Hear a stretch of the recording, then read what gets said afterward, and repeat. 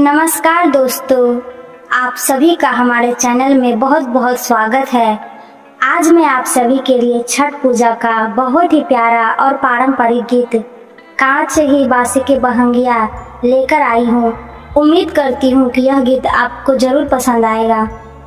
अगर वीडियो अच्छा लगे तो लाइक करें, शेयर करें और चैनल को सब्सक्राइब करना ना भूलें। तो चलिए सुनते हैं छठ मैया का यह सुंदर भक्ति गीत। जय छठी मैया। कांच ही बांस के बहंगिया,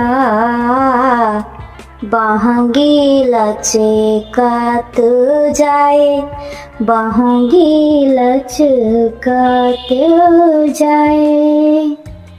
पेन्ही ना सोनो जी पियरिया, दौरा घाटे पहुँचाए, दौरा घाटे पहुँचाए। कांच ही बांस के बहंगिया,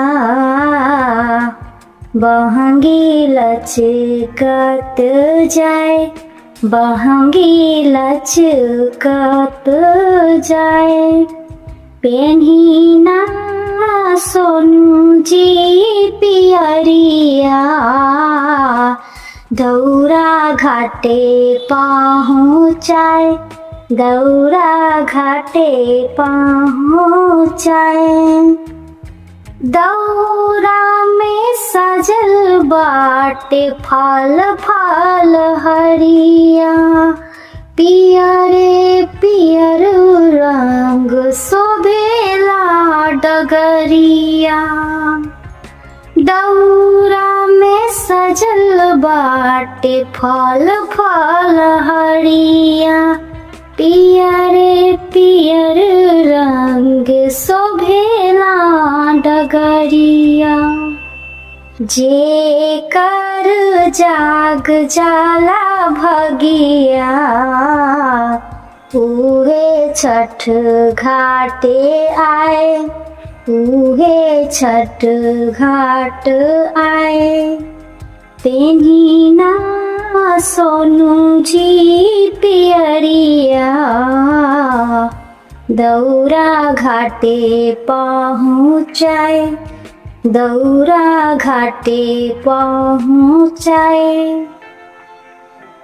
छठी माई चाहिए ना होई कोनो कमी, घरवा में भरल रही आन धन लक्ष्मी।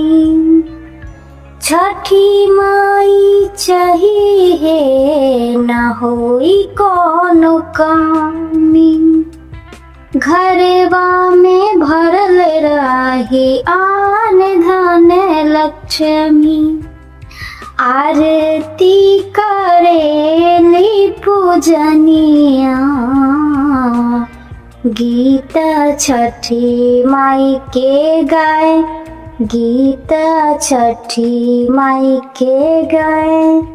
बहंगी लचकत जाए, कांच ही बांस के बहंगिया, बहंगी लचकत जाए, बहंगी लचकत जाए। पेन्ही ना सोनू जी पियरिया, दौरा घाटे पहुँचाए, दौरा घाटे पहुँचाए। अगर आपको यह छठ गीत पसंद आया हो तो वीडियो को लाइक करें, अपने दोस्तों और परिवारों के साथ शेयर करें और ऐसे ही भक्ति गीत सुनने के लिए हमारे चैनल को सब्सक्राइब जरूर करें। जय छठी मैया। आप सभी की मनोकामनाएं पूर्ण हो।